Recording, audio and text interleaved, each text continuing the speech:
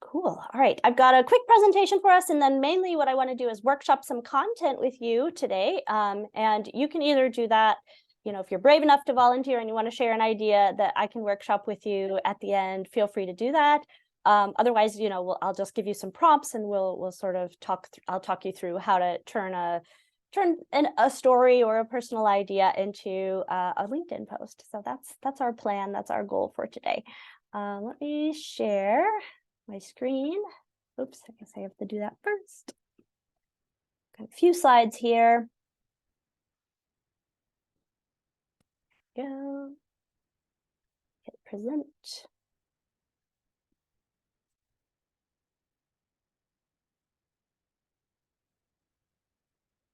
Yep.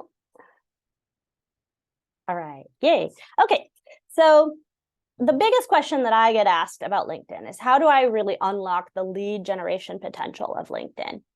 And if you're newer to LinkedIn, or if you haven't been using the platform consistently, or you're really just trying to get your feet wet and figure out how to make it work for you, you might think that it's all about the tactics. You might think, oh, I'm not getting leads because I need to fix my headline, or I need to add a new profile photo, or I need to update my about section, right? I need to do something with my profile. And, I think tactics are great. Tactics can help. Tactics will especially help if you're really starting from scratch, if you're like I was back in 2020 when I first started using the platform and I wasn't using it and I had 500 connections. Getting those tactics down were really helpful for me, and getting consistent about posting was really helpful. And in the beginning, you will see your numbers go up with tactical changes. But if you're a thought leader, the tactical stuff isn't going to move the needle. Or if you're already good on the tactics, it's really not going to move the needle when it comes to lead generation. And so what will move the needle if you're a thought leader, there we go. Tactics are the basics, right? Once you're good on tactics, tweaking your profile and spending more time on LinkedIn isn't really going to move the needle, right? So what will help if you're a thought leader, the number one thing you can do is figure out how to safely share your innovative ideas on LinkedIn. So that's really where I want you to focus, regardless of how you're feeling about the tactics and how you're feeling about, how often you should be posting on LinkedIn, all that stuff. Those are questions that can be answered, but the focus of your work for LinkedIn really should be on creating and sharing these innovative ideas. So I once had a speaking coach, and what she said to me was, you want to make your audiences make a decision about you within the first 30 seconds of when you step on the stage.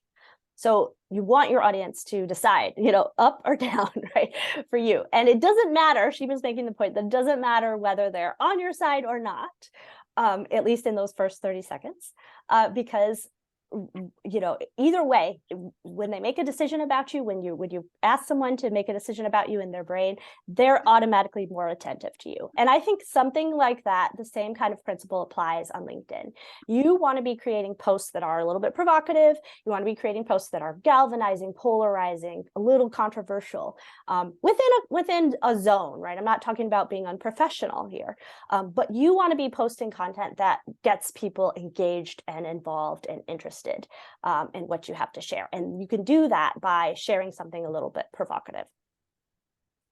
So if you're not getting the leads that you want on LinkedIn, and if you're already using the platform pretty well and you're still not seeing the kind of results you want, I want you to ask yourself a couple of questions.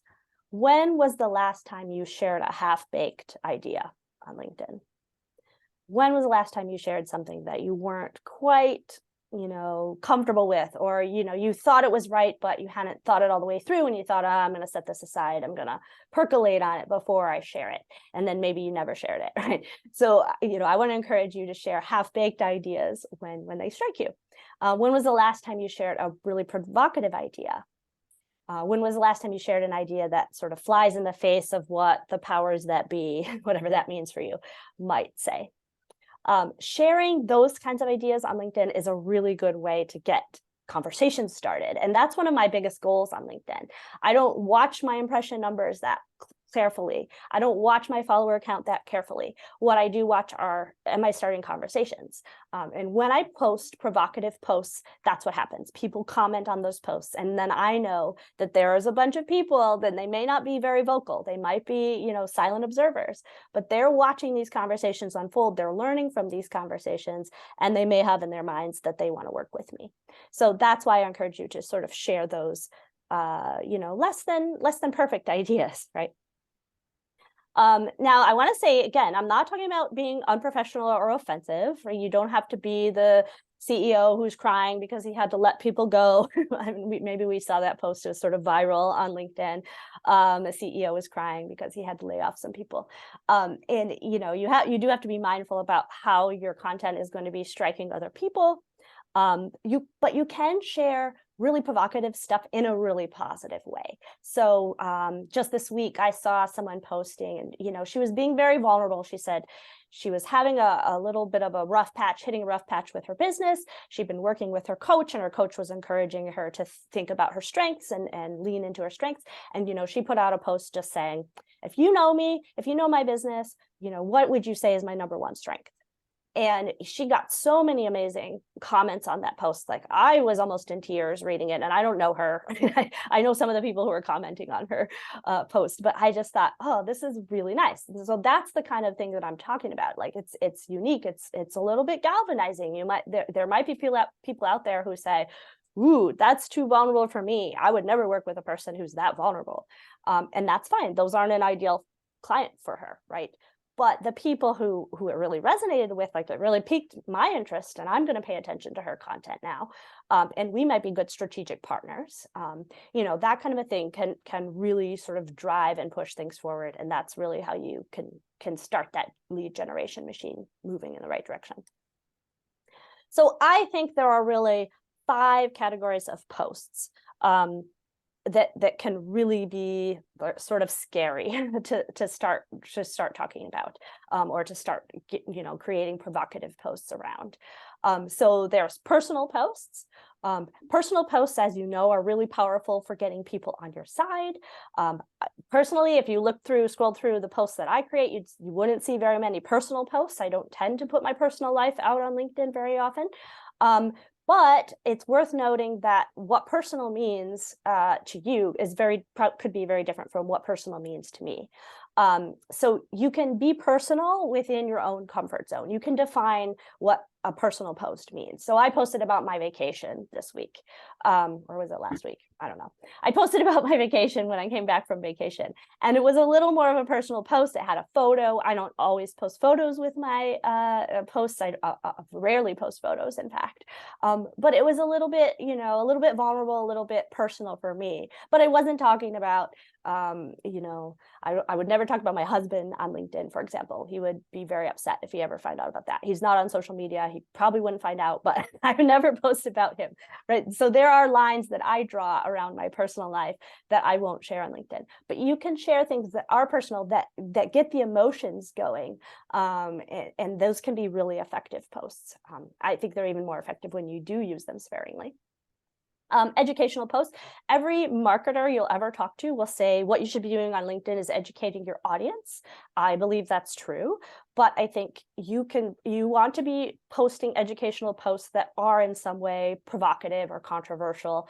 And in other words, going a little bit deeper, going beyond the surface level. So one thing that I see a lot of people doing is, you know, they'll post all the tips, the same tips that every other, you know, leadership coach posts, right?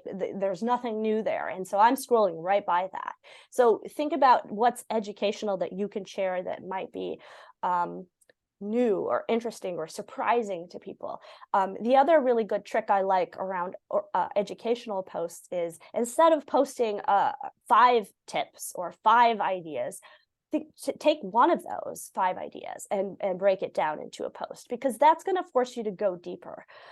It's going to feel more satisfying to you. You might feel like, oh, I'm being so surfacey when I post all 5 of these tips. But if you can go deeper, why not? So you can think of it as a series of posts, and you don't have to call it out like that. But if you take those 5 tips and turn them into 5 different posts, you got more content, and also you're going deeper. It gives you an opportunity to dig into the stuff that is a little more provocative. It will get people asking questions, right? When you just post a bunch of tips, there's not that much of a conversation to get started. But if you go deep on one of those tips, people are like, wait, I don't understand what you mean by this, or wait, I want to hear more about this, right? You're going to get more people talking. There's process posts. So this is where you sort of pull back the curtain and give people a sneak peek behind the scenes of how you do things. I posted one this week about ghostwriting, and yeah, I have a little bit of an advantage there because most people who've never worked with a ghostwriter are pretty curious about how the process works and have a lot of questions. But it really, that little post about my process around ghostwriting, about how my process is more collaborative, that kind of stuff really got people talking and got a nice conversation started. So don't be afraid to pull back the curtain and give people a window into your process. You also will hear marketers talking about how you should post about your unique value proposition, your UVP. That's another kind of no-brainer, but you, rather than just posting like, here's my unique value proposition that I came up with. And, by the way, if you have a living, breathing company, your UVP is probably shifting a bit, at least every 6 months, right? So one thing I like to do is really share about the process of developing a UVP, because everyone knows how difficult it is to come up with your unique value proposition. Share about that process, share about the obstacles that are coming up, or, if you had a different UVP a year ago, talk about how it's shifted, how it's changed, how your company has pivoted. These are all really good places to talk about how you're doing things and what's unique about you. It gives people a window into how you work. And then the final type of post that can be a little awkward or scary sometimes to share about is about your intellectual property, your IP, or your frameworks. And this is really about how you drive results. Now, you see a lot of people posting about this by posting testimonials from their clients, and getting client insights into your frameworks and your IP is not at all a bad idea. That's a great way to do it. But rather than just posting a straight up testimonial with a quote from a client, that's a lovely thing to do. But again, you're trying to start conversations. Just a quote from your client is probably not going to start a conversation. You might get a lot of people saying, way to go, nice post, like, yeah, you're awesome. Sure, and that feels good. But if you're looking to have these deeper conversations, which is the thing that's going to move the needle when it comes to lead generation, try to start conversation, try to start a conversation around that testimonial. Like, you might say, oh, I was surprised when my client said that this was the biggest, the best thing that I did for them within this process, because when I think about that, that's like the easy thing, that's the low-hanging fruit. But my client said, no, that is the number one thing, that's the most valuable thing that you ever shared with me or that you gave me, right? You could talk about how you were surprised about that testimonial in some way. You could talk about how other clients have said the opposite, maybe, or other clients have pointed out different strengths, and you could sort of start a conversation that way. But however you do it, you want it to be a little bit provocative. And if you have a really special, unique framework that you're working with, then that could be an easy post actually to create. And the reason you might be afraid to put something out there might be more around, you're worried someone's going to steal your idea or steal your IP. And I think it's very hard to reverse engineer a whole process from one little LinkedIn post. So I think the risk of someone stealing your idea from sharing it in that way is pretty low. I think more likely what's going to happen is somebody who's sitting on the fence about working with you might see your intellectual property post and be like, I need to work with this person. So I think it's probably worth trying, worth giving it a shot. So what I want to do for the rest of the time, and let's see, we've got about 45 minutes. That's great. So we're going to spend some time workshopping some posts. So this is how I want to do it. I want to start with personal posts because I think those are some of the most challenging to share, but also, sometimes it's easy to get started with a personal post. So I'm going to have us I've got some prompts to help us think through these, and I'm going to have you spend about 5 minutes doing some free writing with the prompts that I'm sharing. And then I'll have you spend about 5 minutes starting to take that free writing and turning it into a LinkedIn post for yourself. So you want to be thinking about the hook for the post. You know, what's the attention grabbing question you're going to start with, or some one liner that you can use. But start sort of breaking down that post and start writing it. And then if someone's brave and wants to share, I'll workshop some posts with you. We have a pretty small group, so we might have time to get through everyone if everyone wants to share. So that's where we're going to go next. So we'll spend about 10 minutes doing this little workshopping bit, and then then we can do some hot seats if people are game for that. So let's look at the prompts. So for personal posts, these are the sort of questions you can start with. And if you already have an idea of a personal post you've been wanting to share and you want to play with during this time, great, that's awesome. If you need help, here are some prompts. You can grab the one that feels most, exciting to you. So the first question, what is the number one story you tell that fascinates people the most? So your go-to story. I think we all have little stories and anecdotes that we like to tell when we meet somebody or when we're in a group of friends. So that story that fascinates people the most. What is the one thing that you wish everyone knew about you? Oops, sorry. What is the one thing you wish everyone knew about you in your business? The one thing that maybe you don't talk about a lot, but you wish everyone would know. And then what's the one thing you're most scared to say out loud? What's the one thing you're scared to say out loud? Maybe you wanted to write a post about it, but you've backed off because of some reason, because you're a little bit scared. So let's take 5 minutes just to do some free writing. Don't edit yourself. Just spend, a few minutes jotting down, writing out the story, writing out the one thing you wish people would know about you. Like just do some free writing here and see what comes out. Okay, cool. I'm going to start the timer.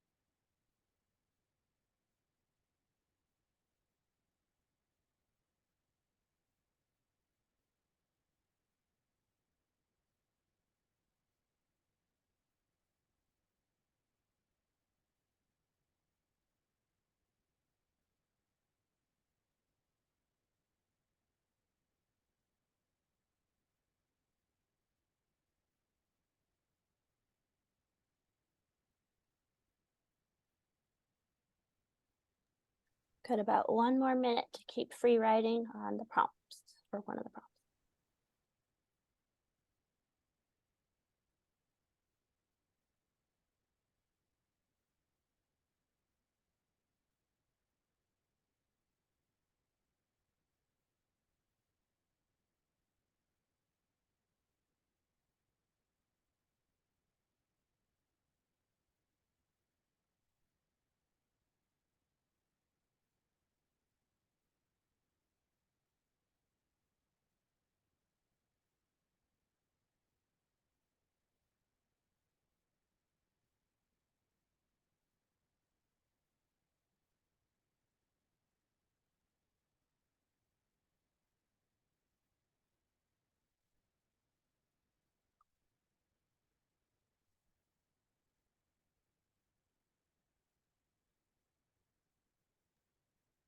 Okay, that's time. Finish up your sentence there.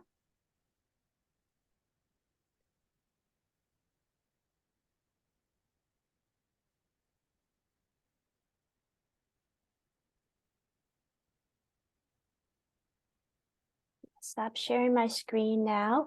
So the next thing we're going to do is start moving from this free writing into writing a LinkedIn post. But I want to pause here for a second in case anyone has questions after the free writing or anyone wants to, pick my brain for a second before we jump into that piece of things. Any questions? How is the free writing for folks?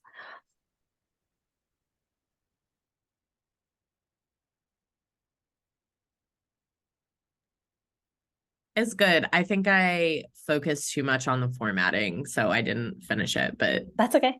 That's okay. but when you say I'll formatting, what do you mean exactly when you say formatting? I'm already writing it kind of like a LinkedIn. Oh, like a post. So, Sure. Yeah, yeah. yeah. That's okay. Yeah, that's good. That might mean you're ahead of the game, but that can also slow you down. So that's a good thing to learn. Like sometimes it's just helpful to just rant and then you can stop and say, okay, here, how can I make this post? Cool. Yeah. Yeah. Michelle's asking about length. So I think length can vary, and I always think of LinkedIn as a big experiment. So I say experiment with this a bit if you want.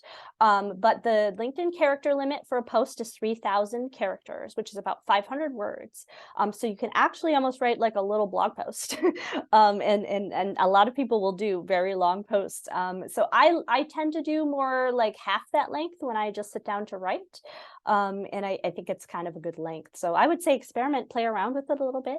But if you have enough to say to fill 500 words, awesome. People skim everything on LinkedIn. I think we skim everything online, basically. So that's something to keep in mind. So often I want to say, longer is better because people are going to be picking through and seeing what grabs their attention. Not a bad thing. But also people do really well with very short posts. So like I said, experiment, play around with it. Any other questions or anybody else want to share how the free writing was?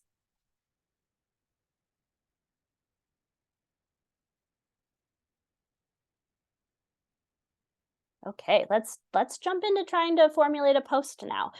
So here, what you want to think about is, like I said, your hook, like the big question that you want to ask right off the bat, or it could be a line from your story that's like the most sort of thought-provoking or shocking kind of line that you have there. But think about your hook, and then it's also nice that that personal story ties into a business lesson, right? LinkedIn is professional Facebook, so you want to be professional as much as possible. So maybe think through what kind of lesson it taught you and what you would want to share with your followers and connections on LinkedIn. What would make people want to connect with you?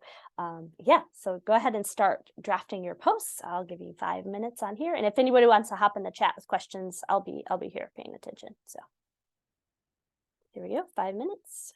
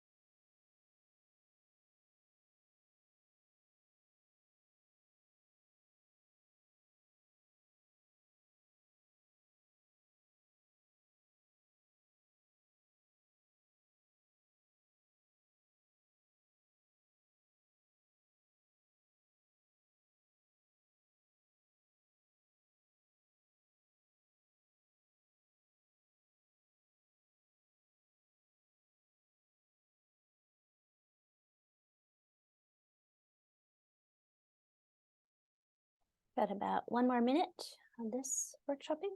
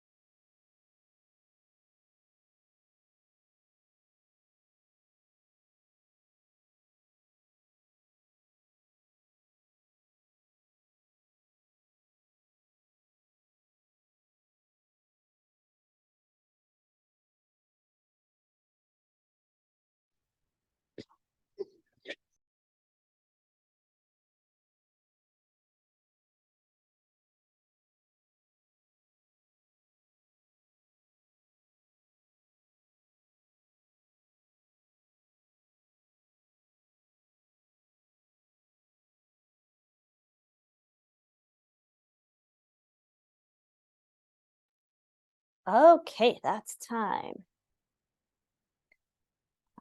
Hi there, Rose. We just finished a little bit of workshopping. And now it's really time for hot seats if anybody is interested and wants to share. Anyone feel like sharing about the process itself before we get to workshopping posts? How did that feel?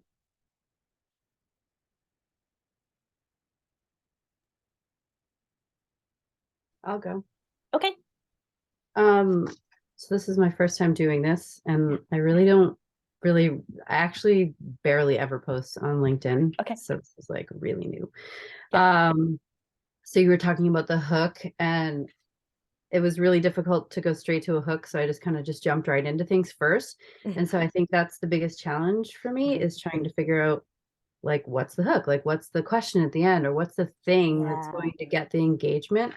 So do you want me to read what I wrote, or how do you? Yeah. So yeah, first of all, I want to flag that for people. I often write hooks last as well, or headlines for my blogs, introductions and books that I'm writing.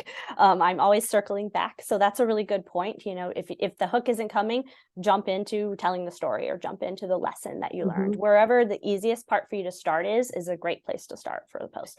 Yeah. So tell us what you've got so far. Okay, so obviously it's rough. Yeah, of course. Okay, so I wrote, sometimes I wish I could take off the business owner hat and talk more freely with clients. If I could, I would share how empathy plays such a huge part in my business and my personality. When you find yourself thinking about someone else's business problems and challenges at midnight or on a long drive, these thoughts drive the way I create, the way I brainstorm, the way I deliver. This value is certainly immeasurable, but it's hard to convey in a way that's authentic. And then the hook was, do you think empathy is important in business? Or that's where I was like, Yeah. and then you said it was time to go. Good. That's really good. That's a really good start. No, so this is important distinction too. I think that's a great question to ask at the end, because you want to ask a question to get people to comment at the end. Right. So that's a really great question. I think a hook would be more like, empathy plays a huge role in my business and in my personal life, or something, you know, something like that, like a hook starting with empathy, just to sort of flag, like, this is the topic of this post, you know, more than anything else. Or something, you know, if we had more time, I could think about something that would really grab people for a hook. But yeah, I think that's a beautiful start. And what I like about it is, you know, you're talking about how it's hard to convey, you know, and I think that's a really idea that really resonates with people, because we're often thinking like, how do I get people to know that this is the thing that I do that's so amazing, right? This is my differentiator. This is my, you know, so I could see that almost being like a UVP post for you. Like, this is my unique value proposition, right, bring to the work that I do. So I really like that.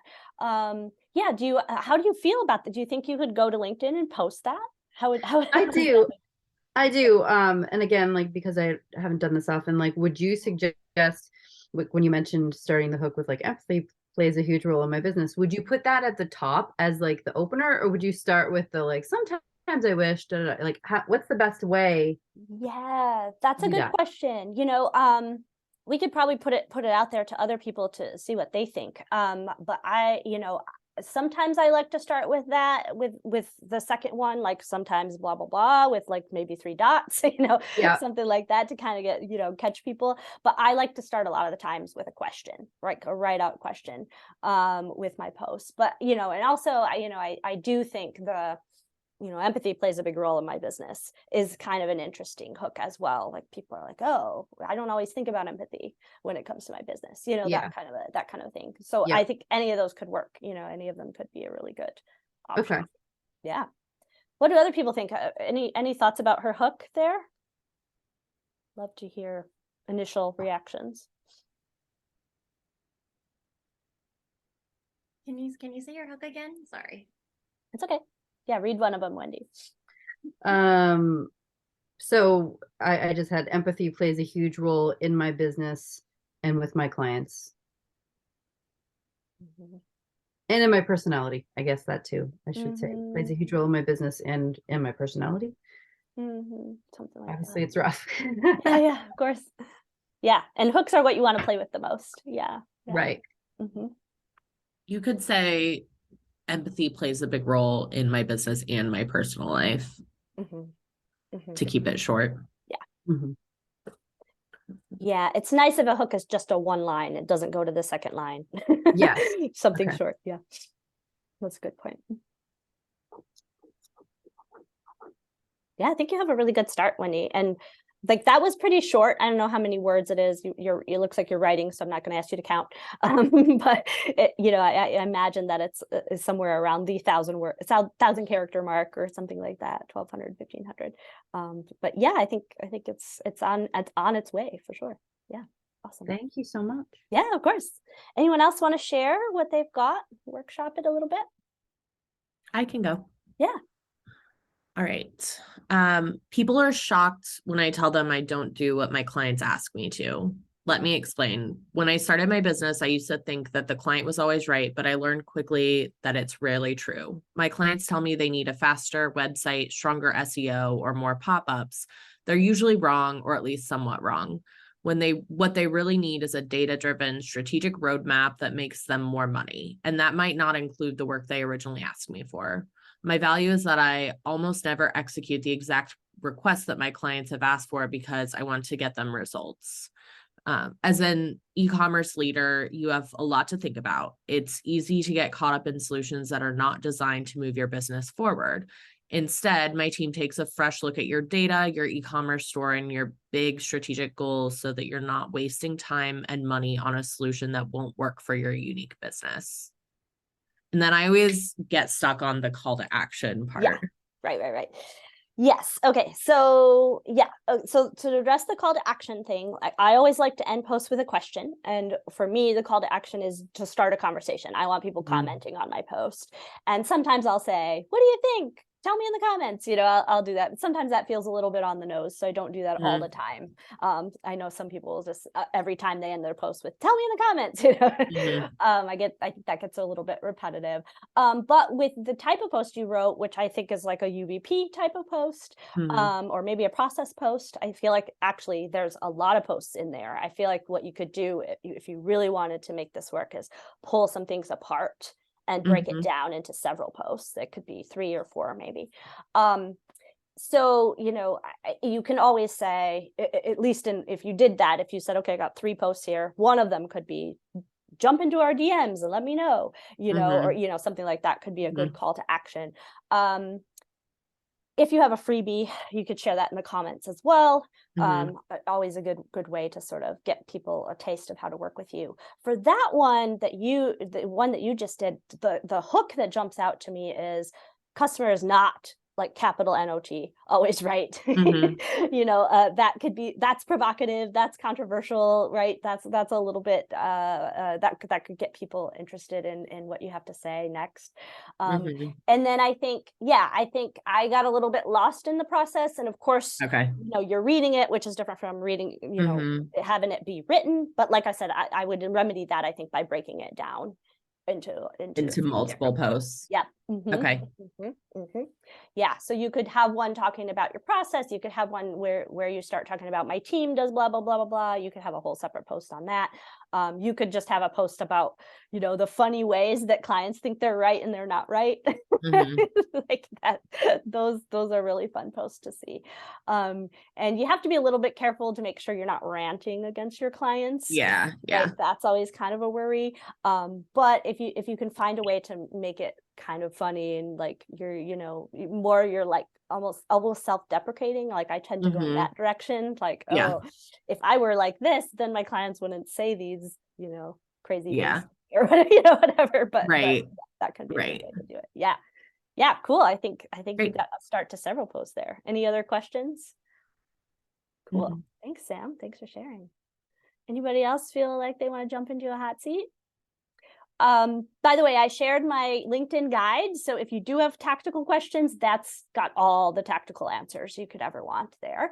And yeah, and what I want to do after this call, if anybody is interested in doing a one-on-one session with me to workshop some content, we could do this in a longer form, and you could actually think about it ahead of time, send it to me, and then we could get some really great posts going.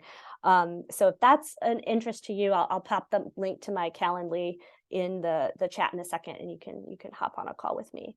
Would be awesome. But yeah, anybody else feel like workshopping now? We've got time for maybe 2 more. You can go. Okay. Yeah, Okay. Erin. So question, mine's kind of long, I feel like. Okay. Post it too. So I can, but I'll read it first. Okay. Question, what is one thing about my business I'm scared to say out loud? I used a prompt. Yeah, that's a good one. Yeah. Answer, I had never worked in email marketing in my corporate career, technically speaking. It's true, I never held a CRM manager title or director of email marketing. So why and how did I end up running an email marketing agency?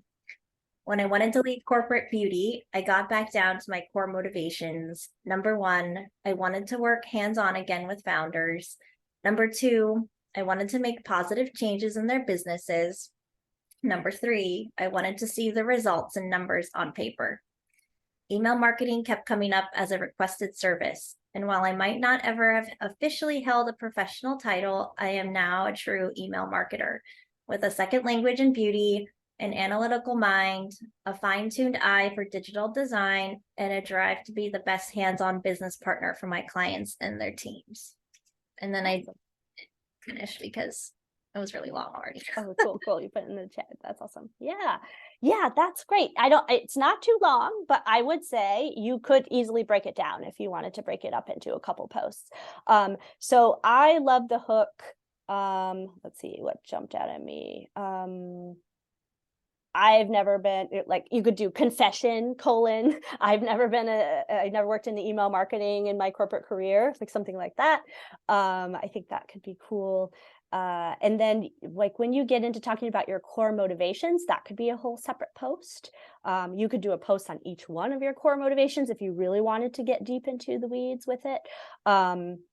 Yeah, like you could certainly do a post on why you wanted to work with founders, what excites you about working with founders for sure. And the positive changes. And with that one, you could come up with examples of positive changes you've made and share a story about one of those examples. And then the results, obviously you could do a results post on the results that you get for people. Yeah, so I would take that second paragraph and slot that out and turn that into its own post. Email marketing kept coming up as a requested service. Yeah. Yeah. Do you see that a lot, that people are trying to put too much in a post? Okay. Absolutely. Yeah, I think this is one of the things that stops us from posting on LinkedIn. We think we need to have long posts because a lot of people do have long posts on LinkedIn. But I think, you can, if you just step back and say, how can I go deeper? And I think part of the reason is like you did these in 5 minutes, right? You're dashing off every thought in your head. And if you're constantly writing LinkedIn posts in 5 minutes, that's what you're going to get because it's whatever is coming up. Right. But if you write a little bit and then you take like sleep on it and come back to it the next day, you might say, oh, and I want to say this and this and this. Right. And so you go deeper rather than broad. And I think that's always a good idea because that really, if you think about would Erin's post start a conversation? Like, what in here would really get people going and get people talking? And I think it's really about the story that I wasn't an email marketer and now I am. Why? Because I served my clients and this is what they wanted, right? That's Mhm. the thing that I think can get to tell people a lesson, like can get people like, oh, that resonates with me because I wasn't this when I started, right? I didn't know what ghostwriting was before I, fell into it, that kind of a thing. So thinking about like what we get people talking, and digging into that, playing with that. Yeah, Erin, I think you've got a good start on at least a couple of posts here. Helpful. Never thought about that. Yeah. And you could absolutely do, I mean, I do think this is a good hook. What's the one thing about my business I'm scared to say out loud? You could also circle back if you use that as a hook. You could circle back and have other people share what's the one thing that scares them about their businesses. And sometimes that could get conversations going if people are, willing to share around that. And that might be a hard ask, but it's worth a shot, worth trying. Yeah, sure. Other calls to action, like with the motivation post, you could get other people to talk about their motivations. You could get them, like if you did a post just on number 1 there, you could ask them like who are their ideal clients and why they love working with them, that kind of thing to get the conversation rolling. Yeah. Anybody else? We got time for one more if somebody wants to share.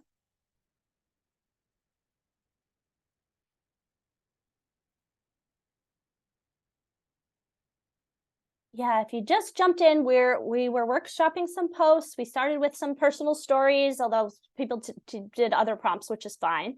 And whatever kind of gets your juices going is perfect for this kind of exercise. But we were just workshopping some posts, and now we're doing it one-on-one. Again, if you want to hop on a one-on-one call with me, let me get my Calendly link going. It says virtual coffee, but we can just use it as the one-on-one time. And what we'll do is we'll hop on for 30 minutes. You can bring a post and we can workshop it, for 30 minutes. You can, oops, I sent that to somebody directly, not to everyone. Sorry.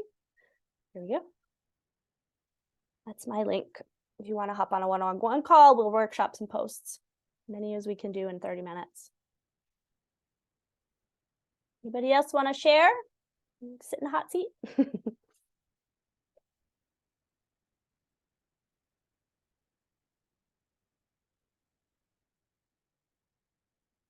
Cool. Well, thanks to everyone who did share. I guess if no one else wants to play, I'll give you 10 minutes back, and the recording will be available. It'll be sent to you via email tomorrow. I'll make sure to get that out. And yeah, thanks for coming. If you have any questions, you can always grab me on LinkedIn, send me a DM, send me an email, whatever you need. I hope it was helpful. And yeah, if anybody has any more questions, I'm happy to stay on. But otherwise, thanks so much for being here. Appreciate it. Thanks, Emily. Yeah, thank you, Sam. Great to see you. Good to see you. Bye. Bye. Thanks, everybody.